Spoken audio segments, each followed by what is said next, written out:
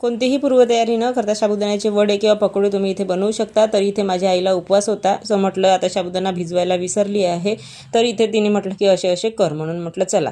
खूप छान झाले होते, सगळ्यांनी मस्त असे खाल्ले, खूपच पटापट संपवले। तर इथे मी 1 वाटी साबुदाणा बारीक करून घेतला मिक्सरला, नंतर चाळून घेतला, त्यामध्ये 1 वाटी शेंगदाण्याचा कूट आणि 2 ते 3 आलूचा कीस चांगलं स्वच्छ धुतलेला, नंतर मिक्सरच्या पॉटमध्ये हिरवी मिरची आणि कढीपत्ता बारीक करून ते पण टाकलं आणि नंतर जिरं पावडर आणि मीठ टाकलं चवीनुसार, मिक्स करून घेतलं आणि थोडं थोडं पाणी टाकून चांगलं भिजवून घेतलं। आता 10 मिनिटं त्याला भिजत ठेवलं। 10 मिनिटानंतर मस्त असे मुरल्या गेले होते, वडे सुद्धा तयार होत होते त्याचे, पण आम्हाला वेळ नव्हता म्हणून पकोडे तयार करण्यासाठी त्यामध्ये थोडंसं पुन्हा पाणी टाकलं आणि चांगलं असं भिजवून घेतलं आणि मग तळून घेतले। आता पकोडे तयार होत आहे, त्यासाठीच आपल्याला मिरची सुद्धा लागणार होती, तर मिरची आधीच तळून घेतली आणि मस्त असे झाले होते, एकदम कुरकुरीत मस्त असे, खूप छान झाले होते। नक्की तुम्ही करू शकता, मस्त खा, स्वस्त राहा। व्हिडिओ आवडला लाईक शेअर अँड सबस्क्राईब।